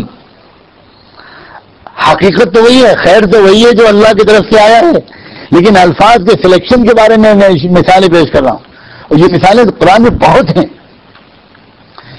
آج ہم الفاظ کا ایسا استعمال نہیں کر پا رہے ہیں جن سے دوسری قومیں سمجھیں کہ یہ ہمارا بھی دین ہے, بلکہ ہماری زبان پر چڑھا ہوا ہے, ہمارے دین میں یہ آیا ہے, ہمارے رسول یہ کہتے ہیں, ہماری کتاب میں یہ لکھا ہوا ہے, ہمارا مذہب یہ کہتا ہے. یہ ہمارے عام طور پر ہماری زبانوں پر یہ تعبیرات چھائی ہوئی ہیں. اللہ تعالیٰ کے کسی رسول نے, رسول اللہ کے کسی صحابی نے اس طرح کی بات نہیں کی. جب ربیع ابن عامر کو موقع ملا ایرانین چیف اسٹاف کے دربار میں یہ بتانے کا کہ ہم یہاں پر کیوں آئے ہیں, تو انہوں نے کیا الفاظ بولے تھے؟ ہم تمہارا مذہب بدلنے آئے ہیں, ہم تمہارے تخت پر قبضہ کرنے آئے, ہم اس ملک میں انقلاب برپا کرنے کے لیے آئے. یہ الفاظ نہیں بولے تھے انہوں نے. ان کے الفاظ سے اللہ ابتعثنا لنخرج من شاء من عباده من عبادة العباد الى عبادة رب العباد ومن جور الادیان الى عدل الاسلام ومن ضيق الدنيا الى سعتها. ہمیں اللہ نے بھیجا ہے تاکہ جن بندوں کو وہ توفیق دے, ان بندوں کو بندوں کی غلامی سے نکال کر رب کی غلامی تک لے کر آئے. سلام ہو ربیع بن عامر کی فراست پر. یہ وہ صحابی ہیں کہ اگر یہ واقعہ نہ ہوتا تو ان کا نام بھی شاید سیرت و تاریخ کی کتاب میں نہ ہوتا. اتنے گمنام صحابی, مگر سمجھداری کی انتہا دیکھیے. انہوں نے دکھتی رگ پر ہاتھ رکھ دیا. پرشین امپائر 600-700 سال سے دنیا کے غریبوں کو, آدھی دنیا کے غریبوں کو اپنا غلام بنائے ہوئے تھے. صرف ساسانی خاندان کے لوگ, رولنگ اور رائل فیملی کے لوگ تھے. باقی پوری قوم صرف مزدور پیشہ تھی, صرف کسان تھی, صرف ٹیکسیشن ان پر لادے جاتے تھے اور وہ بیچارے بیلوں کی طرح جت کر دن بھر کام کرتے تھے, تب بھی وہ 2 وقت کی روٹی نہیں کما پاتے تھے. پوری قوم غلام تھی, غلامی کی زنجیروں میں جکڑی ہوئی. حضرت شاہ ولی اللہ رحمۃ اللہ علیہ نے مغل امپائر کا زوال کے اسباب بیان کرتے ہوئے اپنی مشہور کتاب حجت اللہ البالغہ میں صاف لکھ دیا ہے کہ مغل امپائر ہندوستان میں اسی لیے جا رہی ہے. یاد رہے کہ حضرت شاہ صاحب رحمۃ اللہ علیہ جب پیدا ہوئے تھے تو یہ اورنگزیب کی وفات کے وقت حضرت شاہ صاحب 4 سال کے تھے, تو مغل پیریڈ کے بالکل آخری دور تھا. اس وقت شاہ صاحب نے لکھا اپنی کتاب میں کہ مغل حکمراں, ہندوستان کے مسلمان مغل حکمراں ٹھیک اس طرح رول کر رہے ہیں اس ملک پر جس طرح پرشین امپائر کے ظالم حکمراں رول کر رہے تھے, اور جس طرح ان کی سلطنت چھن گئی تھی اسی طرح ان کی سلطنت بھی جا کر رہے گی. یہ یونیورسل اصول ہیں, یہ عالمی اصول ہیں. تو یہ الفاظ کا استعمال جو ربیع بن عامر نے کیا تھا کہ غلامی کی زنجیروں میں جکڑے ہوئے لوگوں کو ہم غلامی سے نکالنے کے لیے آئے ہیں, یہ خبر جب پھیلی ہوگی اس ملک کے لاکھوں اور کروڑوں غلامی کی زنجیروں میں جکڑے ہوئے مردوں اور عورتوں میں, تو ان کو لگا ہوگا کہ یہ گروہ ہمارا نجات دہندہ گروہ ہے, یہ ہمارا سیویئر گروہ ہے, یہ ہمیں بچانے اور نکالنے کے لیے آیا ہے. چنانچہ جیسے ہی ان کو موقع ملا پورا ملک راتوں رات کلمہ پڑھ لیا. آج ہم دنیا کے غریبوں تک نہیں پہنچ پا رہے. آج ہم دنیا کے انسانوں کے مسائل کو شیئر نہیں کر پا رہے, ہم کیئر نہیں کر پا رہے. ہم بہت زیادہ اپنی ہی مرہم پٹی میں لگے ہوئے ہیں اور دنیا کے انسانوں کے سامنے ہم خیر خواہ گروہ کے حیثیت سے ابھر نہیں پا رہے ہیں. ایک زبردست تصویر, ہماری سیاہ تصویر, ایک بھیانک, ایک ڈرکونین, ایک بہت ڈراؤنی قسم کی ایک تصویر ہماری پینٹ کی جا رہی ہے میڈیا کے ذریعے سے, اور ہم بھی اس کو سدھارنے کے لیے کوئی خاص انیشیٹو نہیں لے پا رہے. اللہ تعالیٰ توفیق عطا فرمائے. ان حالات کو ایک چیلنج کے طور پر قبول کر کے چیلنجز کو اپرچونٹیز میں کنورٹ کرنا, یہ خاص اور خاص سنت ہے سیدنا محمد رسول اللہ صلی اللہ علیہ وآلہ وسلم کی. کوئی فتح جو ہوئی ہے سیرت نبوی میں وہ کسی نہ کسی چیلنج کے نتیجے میں ہوئی ہے. کوئی نیا چیلنج آیا اور اس کو کنورٹ کر دیا کہ اپرچونٹی میں محمد رسول اللہ صلی اللہ علیہ وسلم, بجائے اس کے کہ نئے چیلنجز سے گھبرایا جائے, نئے چیلنجز کو یہ دیکھا جائے کہ ان سے ہم کس طرح فائدہ اٹھا لیں. اگر یہ ہماری ذہنیت بن گئی تو انشاءاللہ اللہ نے چاہا تو حالات کے سدھرنے میں بہت دیر نہیں لگے گی. یہ اللہ تعالیٰ کی طرف سے جو تقدیری طور پر حالات آ رہے ہیں, ان حالات کے بارے میں شبہات اور سوالات جو ذہنوں میں پیدا ہو رہے ہیں, ان سوالوں کو سامنے رکھ کر میں نے اس وقت اللہ سے دعا مانگی کہ اللہ وہ بات کہلوا دے جو اس قیمتی مجمع کے شایان نشان ہو, جس سے واقعی کچھ رہنمائی مل سکے, جس سے ہمیں کچھ حوصلہ اور ہمت مل سکے, جس سے ہمارے ذہنوں کو کچھ سوالوں کے جواب مل سکیں. ہمیں اپنے اوقات کا صحیح استعمال اگر آ جائے, اگر ٹائم اور منی کا مینجمنٹ صحیح ہو جائے, اگر ہم ہیومن ریسورسز اور فائنینشیل ریسورسز کو صحیح طور پر مینیج کرنے لگیں اور ان کو اپنے مشن کے خاطر مینیج کریں, تو اتنے ہی تھوڑے لوگ اسی زندگی میں جو ہمیں آپ کو ملی ہوئی ہے انہی ریسورسز سے جو ہمارے پاس ہیں بہت کچھ کر سکتے ہیں. کسی بہت بڑی باصلاحیت ٹیم کے انتظار میں بیٹھے نہ رہیں. جو آدمی جس سے بات کر سکتا ہے وہ بات کرنا شروع کرے. جو آدمی جس طرح بات کر سکتا ہے ویکینڈز میں نکل جائے. کیا کیا طریقے آپ کیا ہو سکتے ہیں یہ تو آپ بہتر جانیں, لیکن بات کرنا شروع ہونا چاہیے عام انسانوں سے. پچھلی حاضری میں بہت کچھ عرض کر کے گیا تھا میں کہ یہ اگر ہم بند رہے اپنے دائرے کے اندر تو حالات بگڑتے چلے جائیں گے. حالات کا زبان سے اللہ ہم سے کہہ رہا ہے کہ باہر نکلو, کہو. اور آپ اپنے نوجوانوں کو بھی اسی وقت ان کا اعتماد دین پر بحال کر سکتے ہیں جب آپ ان کو اس قوم کو دینے کی جرات سکھائیں. اگر آپ نے ان کو کچھ اس قوموں کو دینے کا سلیقہ نہ سکھایا تو یہ قومیں بہت کچھ دینے کا سلیقہ رکھتی ہیں.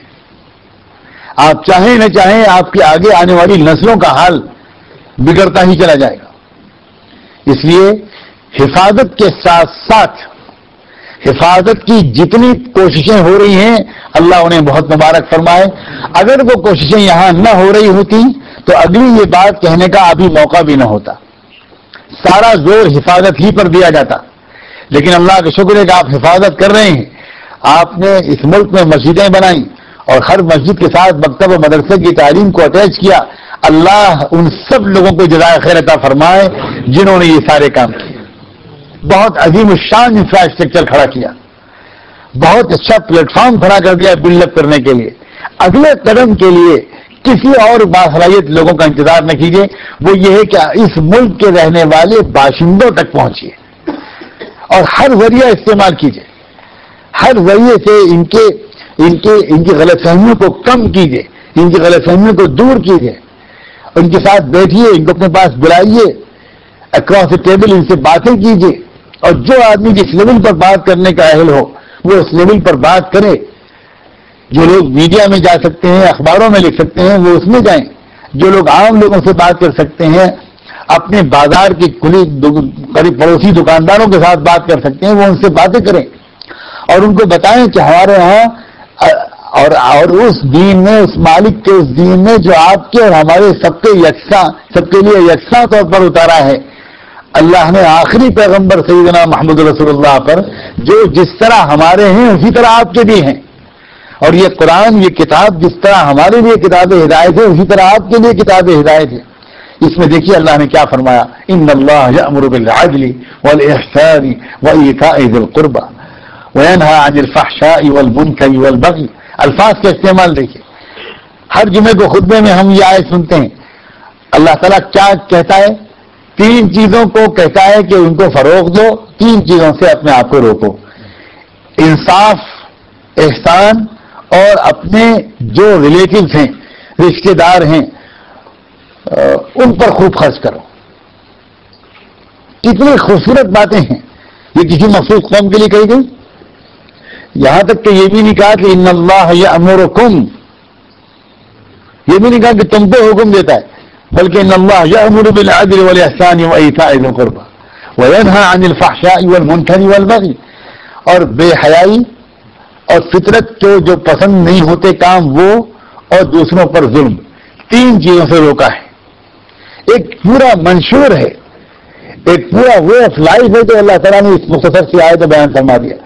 اور اسی لیے سیدنا عمر بن عبدالعزیز نے اس کا انتخاب کیا کہ ہر جمعے کے خطبے میں یہ آیت پڑھی جائے تاکہ اور کچھ میسج کسی کو یاد رہے یا نہ رہے, لیکن اسلام کا خلاصہ, اسلام کا عطر نکال کر رکھ دیا ہے اللہ تعالیٰ نے اس آیت میں.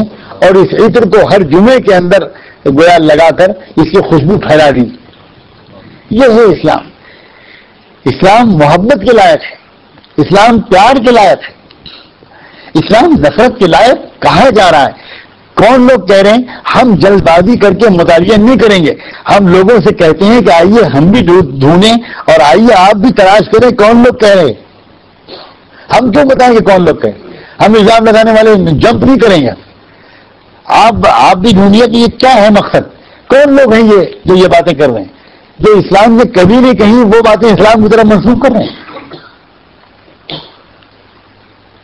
ایک آخری بات کہہ کر اپنی گفتگو ختم کرتا ہوں. ہم سب جانتے ہیں کہ یوسف علیہ السلام کے حسن پر فریفتہ ہو گئی تھی مصر کے بادشاہ کی یا گورنر کی بیوی, دیوانی ہو گئی تھی. اور مصر کی عورتوں میں ایک بڑا زبردست چرچا ہوا اس بات کا, اور بیگمات مصر نے بڑے کمنٹس کرنے شروع کیے اپنی فرسٹ لیڈی پر کہ پاگل ہوئی ہے, یہ مہارانی کے غلام پر عاشق ہو گئی, اسے اور کوئی ملے ہی نہیں. ذلیل کر دیا اس نے رائل فیملی کو, اس نے ہماری صدیوں کی جو ہسٹری تھی اور جو ہمارا کلچر تھا اس کو بالکل اس کی انسلٹ کر دی. یہ اس خاندان میں رہنے کے لائق نہیں ہے. اس کو یہ خبر پہنچی ہے کہ بیگمات مصر میں یہ تبصرے ہو رہے ہیں, تو اس نے اس پر ایک ری ایکشن دیا. لیکن کیا ری ایکشن دیا؟ نہ تو یوسف کے حسن پر کوئی غزل کہی, نہ کوئی مشاعرہ بلایا, نہ کوئی مضمون لکھا, نہ ان سب کمنٹ کرنے والیوں کو گرفتار کروا کے جیل میں ڈلوا دیا, بلکہ اس نے ایک شاندار ڈنر پارٹی ارینج کی, خوب شاندار کھانے اور مشروبات کا انتظام کیا. اور جب محفل پیک پہ پہنچی اور نشہ دماغوں پر چھا گیا اور چھری اور کانٹے سب سامنے رکھ دیے گئے اور چل گئی محفل اور شباب کو پہنچی, تب اس نے یوسف علیہ السلام سے صرف ایک بات کہلوائی کہ اخرج علیہن, ذرا آ تو جاؤ سامنے, اس ہال میں سے گزر تو جاؤ جہاں کاکٹیل پارٹی چل رہی. اب جو بیگمات پچھلے کئی ہفتوں سے مصر کے اس گورنر کی اس بیوی کی عزت کے پیچھے پڑی ہوئی تھی کہ یہ پاگل ہو گئی ہے, پورے خاندان کو رسوا کر رہی ہے, جیسے ہی یوسف علیہ السلام کے حسن کو دیکھا حواس خراب ہو گئے. فلما رأينه أكبرنه وقطعن أيديهن وقلن حاش لله ما هذا بشرا إن هذا إلا ملك كريم. نگاہ پڑتے ہی ایک نعرے تکبیر سا بلند ہوا اور پاگل دیوانی ہو کر اپنی انگلیاں کاٹ ڈالی اور پکار کے کہنے لگی کہ حاشا للہ ما ھذا بشرا. ارے بھائی اس پر تو دیوانہ ہونا کوئی غلط بات نہیں, یہ ہے ہی کمبخت ایسا. ما ھذا بشرا ان ھذا الا ملک کریم, یہ تو انسان ہے نہیں, یہ تو کوئی بہت حسین فرشتہ لگتا ہے. کیا مطلب ہوا؟ جب تک یوسف علیہ السلام کے حسن کو دیکھا نہیں تھا بیگمات کچھ اور کہہ رہی تھیں, لیکن دیکھنے کے بعد ان بیگمات کا تبصرہ بدل گیا. میں اکثر کہا کرتا ہوں کہ زلیخا کو یوسف علیہ السلام کے حسن پر جتنا یقین تھا, کیا ہم کو اپنے اسلام پر اتنا یقین بھی نہیں, اسلام کے حسن پر. دوستو آخری بات کان پھنس کے سن لو, ہمیں کرنا کیا ہے؟ ہمیں کسی بھی طرح کسی جتن سے یہ کرنا ہے کہ دنیا کی انہی قوموں کو جو بیگمات مصر کی طرح اسلام سے ہمارے تعلق پر ہم پر تبصرے کر رہی ہیں, ہم ایک مرتبہ اسلام کی حسین شکل ان کو دکھا تو دیں.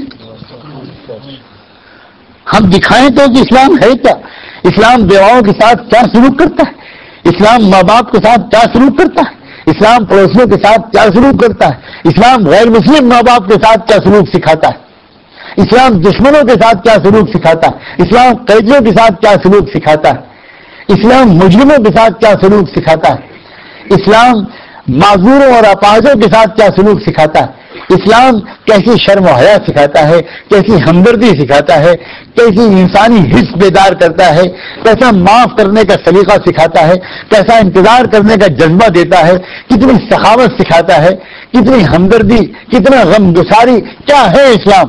لوگوں دنیا اسلام کو جو کچھ سمجھ رہی ہے اسلام اس کے بالکل برعکس ہے. اور اب جو میں کہہ رہا ہوں کہ اسلام کو لوگ دنیا جو سمجھ رہی ہے, اب میں اگلا جملہ کہہ رہا ہوں, اسلام کو ہم بھی نہیں سمجھ پا رہے اس طرح جس طرح کے سمجھنا چاہیے. ہم بھی اسلام کو ڈوز اینڈ ڈونٹس کا ایک مجموعہ سمجھ رہے ہیں, ہم بھی اسلام کو شریعت کا ایک بھاری بھرکم بوجھ سمجھ رہے ہیں اور کسی طرح اس پر عمل کر رہے ہیں مجبوراً. ورنہ اسلام ایسا بالکل نہیں ہے. اسلام فطرت کی پکار ہے. اسلام اللہ ایک شفیق پروردگار کی طرف سے اپنے بندوں کو محبت بنا تحفہ ہے,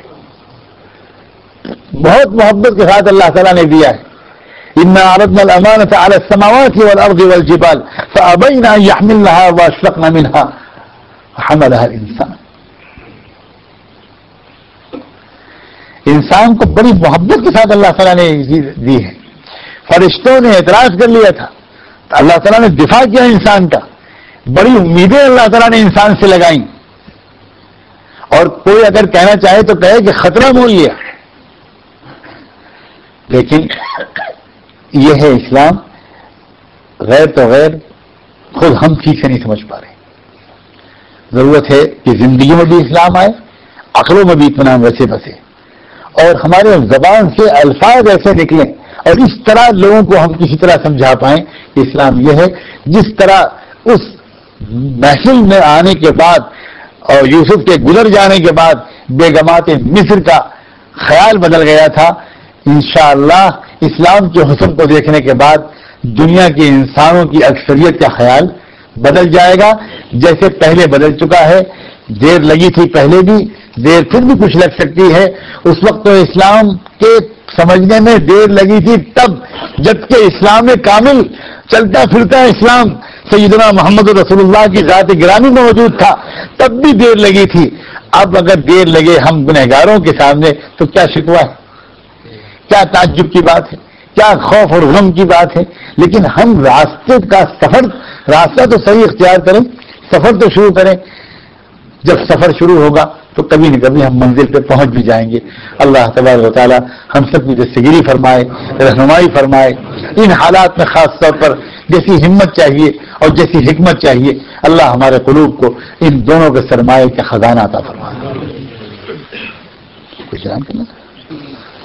سبحان الله بحمده سبحانك اللهم وبحمدك نشهد أن لا إله إلا أنت نستغفرك ونتوب إليك نستغفرك ونتوب إليك نستغفرك ونتوب إليك. اللهم صل على سيدنا محمد صلاة تنجينا بها من جميع الأهوال والآفات وتقضي لنا بها جميع الحاجات وتطهرنا بها من جميع السيئات وترفعنا بها أعلى الدرجات وتبلغنا بها أقصى الغايات من جميع الخيرات في الحياة الدنيا وبعد الممات. إنك على كل شيء قدير إنك على كل شيء قدير إنك على كل شيء قدير. ربنا ظلمنا أنفسنا وإن لم تغفر لنا وترحمنا لنكونن من الخاسرين. اللهم إنك عفو كريم تحب العفو فاعف عنا. اللهم إنك عفو كريم تحب العفو فاعف عنا. اللهم اغفر للمسلمين والمسلمات والمؤمنين والمؤمنات الأحياء منهم والأموات. اللهم آت نفوسنا تقواها وزكها أنت خير من زكاها أنت وليها ومولاها. اے اللہ, ہم آپ کے بندے اور آپ کی بندیاں آپ کے حضور میں حاضر ہیں, اپنے قصوروں کا اعتراف کرتے ہیں. ہم خطا کار ہیں, ہم قصوروار ہیں, ہم گنہگار اور مجرم ہیں, ہم کم ہمت اور پست حوصلہ ہیں. اے اللہ ہمیں معاف فرما دیجئے, معاف فرما دیجئے. اے اللہ ہم نے سنا ہے اور سچوں سے سنا ہے کہ آپ اپنے خطا کار بندوں کو معاف فرماتے ہیں, آپ اپنے گنہگار بندوں کو معاف فرماتے ہیں. اے اللہ ہم اسی امید کے مطابق اللہ ہم نے ہاتھ پھیلائے ہیں. ہم آپ سے اے اللہ اپنی کوئی بھی دلیل نہیں دیتے, ہم اپنی جرموں کا اعتراف کرتے ہیں. ہمارے پاس کوئی عذر نہیں ہے, ہمارے پاس کوئی حجت اور دلیل اور بہانہ بھی نہیں ہے. اے اللہ ہم تو سر تاپا مجرم ہیں اور اقراری مجرم ہیں. اے اللہ ہم آپ سے صرف معافی مانگتے ہیں, معاف فرما دیجیے. اے اللہ اگر آپ نے ہم سے حساب لے لیا, زندگی کا حساب تو کیا, ہم 1 گھنٹے کا بھی حساب نہیں دے پائیں گے, ہم ایک صبح کا بھی حساب نہیں دے پائیں گے, ایک شام کا بھی حساب نہیں دے پائیں گے. جتنی نعمتیں آپ عطا فرما رہے ہیں, جیسی عافیت کا معاملہ فرما رہے ہیں, اے اللہ ہم کسی بھی نعمت کا حساب نہیں دے پائیں گے. اے اللہ دعا ہے, اے اللہ عرض ہے, درخواست ہے, التجا ہے کہ بے حساب و کتاب معاف فرما دے. اے اللہ اے اللہ اس پورے مجمع پر محبت کی نگاہ ڈال دیجیے، کرم کی نگاہ ڈال دیجیے، ہمیں گہری سمجھ عطا فرما، ہمیں مضبوط یقین نصیب فرما، ہمیں مضبوط ایمان نصیب فرما، اپنی ذات عالی پر توکل نصیب فرما، صبر نصیب فرما، انتظار کا حوصلہ نصیب فرما، جلد بازی کے مزاج سے ہم کو نجات دے دے۔ اے اللہ اپنے سسٹم کو سمجھنے کی توفیق عطا فرما، اپنے نظام کو سمجھنے کی توفیق عطا فرما۔ اے اللہ اس دنیا میں ایک صالح تبدیلی لانے کے لیے آپ جب اپنے بندوں اور بندیوں کا انتخاب فرمائیں تو اے اللہ ہم کو بھی قبول فرمائیں، اے اللہ ہم کو بھی قبول فرما لیں۔ نہ آپ محتاج، نہ آپ کا دین محتاج، نہ آپ کے فرشتے محتاج، نہ آپ کا حکم محتاج، نہ آپ کی شہنشاہی محتاج ہم ہیں۔ اے اللہ محتاج ہم ہیں، فقیر ہم ہیں، اے اللہ خالی ہاتھ ہیں، بالکل تہی دامن ہے، قبول فرما لیجیے، قبول فرما لیجیے۔ اے اللہ اے اللہ اے اللہ مغرب کے اس گندے ماحول کے بیچ میں آپ نے ایسے پاکیزہ نورانی چہرے بنائے اور آپ نے ایسے گھرانے وجود میں لائے اور یہاں اپنے گھر اور دینی مدرسوں اور مکتبوں کا ایک جال بچھوایا۔ اے اللہ اپنے جن بندوں کو آپ نے اس نیک کام کے لیے استعمال فرمایا یا ابھی تک استعمال فرما رہا ہے، اپنے کرم سے ان سب کی کاوشوں کو قبول فرما، ان سب کو اجر عظیم عطا فرما۔ نئی آنے والی نسلوں کو پچھلے بزرگوں کے احترام میں کوئی کمی نہ ہو، ان سے اس کی توفیق عطا فرما۔ ادب و احترام کے رشتوں کے ساتھ ان کی اطاعت کریں، ان کی خدمت کریں، ان کا احسان مانیں کہ انہوں نے ایسے گندے ماحول کے بیچ میں صاف اور شفاف دودھ کی ایسی نہریں جاری کر دیں۔ اے اللہ ان کو جزائے خیر عطا فرما، ان کو جزائے خیر عطا فرما۔ تنقیدوں کے اور بے ادبیوں کے بجائے احترام اور محبت کے دونوں طرف سے رشتوں کو قائم و دائم فرما، دونوں طرف سے رشتوں کو قائم و دائم فرما۔ اور اے اللہ اب ان مسجدوں سے اے اللہ ہمارے اپنے امت مسلمہ کے گھروں کے ساتھ ساتھ انسانی برادری اور پڑوسی جو بھائی اور بہن ہیں ان کے گھروں میں بھی اللہ سچائی اور انصاف اور محبت کا یہ پیغام پہنچے۔ اے اللہ اس کا انتظام فرما دے، اے اللہ اس کا کوئی مقبول نظم اتار دے آسمانوں سے اور ان کا سکہ زمین پر چلا دے، اس کا سکہ زمین پر چلا دے، اس کا سکہ زمین پر چلا دے۔ اے اللہ اے اللہ اے اللہ دنیا میں ظلم کے چشموں کو بند فرما دے، اے اللہ ظلم کے چشموں کو بند فرما دے، ظلم کے سلسلوں کو اب منقطع فرما دے اور انصاف کے دور کو اب شروع فرما دے، اب انصاف کے دور کو شروع کر دے، اے اللہ انصاف کے دور کو شروع کروا دے۔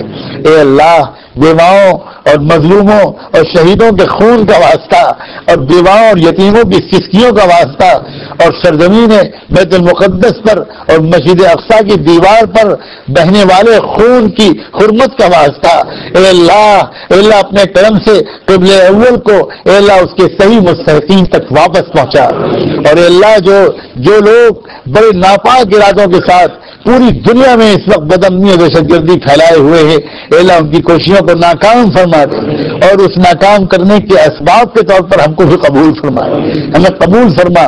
محبت کا پیغام پہنچانے کی ہمت اور سلیقہ ہمیں سکھا دے، اے اللہ محبت کا پیغام پہنچانے کے لیے ہمیں قبول فرما۔ اے اللہ کتنے اچھے بندے آپ کے اس مجلس میں بیٹھے ہوں گے اور کتنی اچھی بندیاں اپنے گھروں میں آمین کہہ رہی ہوں گی۔ کسی کے تو آمین پر آپ کی نظر کرم ہوگی، کسی کی آمین تو قبول ہوگی، اسی کے توفیل ہماری دعاؤں کو قبول فرما۔ اے اللہ اسی کے توفیل ہماری دعاؤں کو قبول فرما۔ مغرب کے اس ماحول میں جو نوجوان چل رہے ہیں اے اللہ ان کے دامن کی آپ ہی عبادت فرمائیے، اے اللہ ان کو برائیوں سے بچا لیجیے، ان کو گندگیوں سے بچا لیجیے، ان کے دلوں میں اے اللہ ان ناموں کا احترام عطا فرمائیے جو ماں باپ نے ان کو دیے ہیں۔ کسی کا نام محمد، کسی کا نام احمد، کسی کا نام سعید، کسی کا نام عبد الرحمن، کسی کا نام صالح، ان سب کو یاد رکھنے کی توفیق دے کہ یہ نام کن کے تھے۔ اے اللہ ایسا نہ ہو کہ قیامت کے میدان میں جن کے نام یہ رکھے گئے تھے، جن کے ناموں پر یہ نام رکھے گئے تھے، صحابہ، تابعین، اہل بیت یا اولیاء اللہ، وہ ان میں سے کوئی کھڑا ہو اور ہمارا گریبان پکڑ کے اللہ کے سامنے پیش کر دے اور یہ کہہ دے کہ اس نے تو ہمارا نام رسوا کیا تھا، اس نے تو ہمارے نام کو بھی خیال نہیں رکھا، اس نے ہمارے نام کی بے حرمتی کی. اے اللہ ہمارے ماں باپ نے ہم سب کے نام ڈھونڈ ڈھونڈ کر کسی کا نام نبیوں والا رکھا, کسی کا صحابہ والا رکھا, کسی کا ولیوں والا رکھا, کسی کا صالحین والا رکھا, کسی کا زینب, کسی کا سمیہ, کسی کا رقیہ, کسی کا خدیجہ, کسی کا عائشہ, کسی کا کلثوم, کسی کا حسن, کسی کا حسین, کسی کا ابوبکر, کسی کا عمر. اے اللہ ان سے زیادہ پاکیزہ نام بھی دنیا میں کبھی ہوئے ہیں؟ کیسے پاکیزہ لوگ تھے یہ, کیسے باہمت لوگ تھے یہ, کیسے شریف لوگ تھے یہ, کیسی برکت والی زندگی تھی ان کی. اے اللہ کوئی جھلک ہماری زندگی میں ان کی برکتوں اور ان کی نیکیوں کی عطا فرما. اے اللہ مسجد میں اتنی بڑی تعداد میں سائل جمع ہیں اور اے اللہ اتنی دیر تک آپ کا گن گایا ہے اور اس کے بعد بھیک مانگ رہے ہیں. اے اللہ اتنی دیر تک کہیں پر فقیروں کا مجمع بیٹھے اور اتنا جمع اجتماعی طور پر فقیروں کی بھیڑ کہیں جائے اور سب مل کر کچھ مانگے, کون ہوگا جو خالی ہاتھ واپس کر دے گا؟ بار الہ آج آپ ہم کو خالی ہاتھ واپس نہیں کیجیے گا. آج سن لیجیے اللہ, آج قبول فرما لیجیے, آج قبول فرما لیجیے. اے اللہ انفرادی دعاؤں کو بھی قبول فرما, اجتماعی دعاؤں کو بھی قبول فرما. اے اللہ ہمیں پابند معمولات بنا دے, ہمیں پابند صوم و صلات بنا دے, تلاوت قرآن کا شیدائی بنا دے, ذکر کی حلاوت نصیب فرما, خدمت کی چاشنی نصیب فرما. تنہائیوں میں غریبوں کی خدمت کرتے پھریں, کوئی نہ دیکھے, ہمارا دائیں ہاتھ کو بھی خبر نہ ہو کہ بائیں ہاتھ نے کیا خرچ کر دیا. اے اللہ ایسا سلیقہ نصیب فرما. اور اے اللہ بس اتنی دعا ہے کہ روز محشر اے اللہ جہاں کہیں محمد رسول اللہ ہو اور جہاں کہیں آپ کے عرش کا سایہ ہو, اے اللہ ہم محتاجوں اور فقیروں کو وہاں کوئی جگہ دے دے. اے اللہ وہاں کوئی جگہ عنایت فرما. اے اللہ یہ دعا مانگتے ہوئے ڈر لگتا ہے کہیں آپ کی طرف سے یہ جواب نہ ملے کہ تمہیں یہ دعا مانگنے کی ہمت کیسے ہو رہی ہے. تم جانتے ہو میں عرش کا سایہ کس کو دوں گا, میں محمد کے ہاتھ میں جام کوثر کس کو پلاؤں گا. تمہیں ہمت کیسے ہوئی یہ مانگنے کی؟ تم پر تو میرا پہلو جلال برسے گا, تم پر تو میرا پہلو جلال برسے گا. بار الہ قسم ہے آپ کی عزت و جلال کی, اگر آپ نے یہ جواب دیا تو بالکل سچ ہوگا, بالکل صحیح ہوگا. ہم اس سے بھی زیادہ سخت ڈانٹ کے مستحق ہیں, مگر ایک بات کہنے کی اجازت چاہتے ہیں, آپ سے نہ مانگے تو کس سے مانگے اللہ, پھر کہاں چاہیں اللہ. اللہ بندے تو ہمارے آپ کے ہمارے سوا اور بھی بہت تھے اور بہت ہیں اور بہت اور ہوں گے, مگر رب ہمارا نہ کوئی اور تھا نہ کوئی اور ہے اور نہ کوئی اور ہوگا. اے اللہ اولاد اپنی ماں کے پاس آتی ہے پلٹ کر, ہم بھی واپس آئے آپ کی چوکھٹ پر, ہمیں قبول فرمائے.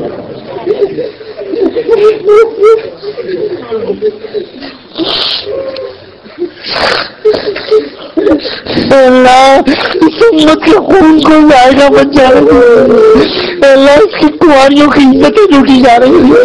اللہ اس کے نوجوانوں کے ٹکڑے کیے جا رہے ہیں. اللہ اس کی عبادت گاہوں کو چلایا جا رہا ہے. اللہ ہماری گناہوں کی سزا, ہماری گناہوں کی سزا امت کو مت دے. اے اللہ دن پلٹ دے میرے اللہ. اے اللہ دنوں رات کے پلٹنے والے اب دن پلٹ دے, اب شب و روز بدل دے اللہ, اب تقدیر بدل دے, اب برق پلٹ دے, اب صفا الٹ دے اللہ. اے اللہ اب صفا الٹ دے, اب صفا الٹ دے. اے قوموں کی تقدیروں کو پلٹنے والے اقوام عالم کی تقدیروں کو پلٹ دے, اقوام عالم کو تقدیروں سے پلٹ دے. اے غریبوں پر ترس کھانے والے, بہت ظلم ہو رہا ہے دنیا کی غریب قوموں پر, بہت ظلم ہو رہا ہے دنیا کی مظلوم قوموں پر, بے بس اور بے کسوں پر بہت ظلم ہو رہا ہے. اب مزید ظلم مت ہونے دے اللہ. اے اللہ ہمارے دل سے شکایت کے احساسات کو نکال دے, جلد بازی کے جذبات کو نکال دے. پھر بھی ہم آپ سے امن و عافیت کی دعا مانگتے ہیں, اس لیے کہ آپ نے ہم سے کہا ہے کہ مجھ سے امن مانگو, مجھ سے عافیت مانگو, مجھ سے عافیت مانگو. آپ کے رسول نے عافیت مانگی, ہم بھی آپ سے عافیت مانگ رہے ہیں. اے اللہ ہمارے دلوں سے دنیا کی تمام قوموں کی دشمنی کی جذبات نکال دے, دنیا کی تمام قوموں کا ہم کو خیر خواہ بنا دے, اتنا ہی خیر خواہ جتنے کہ انبیاء علیہ السلام اپنی قوموں کے خیر خواہ ہوا کرتے تھے. اللہ ہم کو اتنی محبت کرنے والا بنا دے, اتنا معاف کرنے والا بنا دے, اور اتنا انتقام نہ لے کر نفرتوں کے جواب محبت سے دینے والا بنا دے. اپنے کرم سے ہماری دعاؤں کو قبول فرما. اور اللہ ایک درخواست اور ہے, ہم سب کی طرف سے نام بنام ہم سب گنہگاروں کے نام لے کر اپنے حبیب رحمت عالم سیدنا محمد رسول اللہ صلی اللہ علیہ وآلہ وسلم کی خدمت اقدس میں درود و سلام بھجوا دے, ان پر اور ان کی آل پر, ان پر اور ان کے اہل بیت پر, ان پر اور ان کے صحابہ اور صحابیات پر, ان پر اور ان کی ازواج مطہرات و ذریت طیبہ پر, اور تمام اولیاء اللہ پر, صالحین و صالحات پر, اور انہی کے نقش قدم پر جینے اور مرنے کی ہم سب کو توفیق عطا فرما. وصلی اللہ تعالی علی خیر خلقہ سیدنا محمد وعلی آلہ وصحبہ اجمعین برحمتک یا ارحم الراحمین.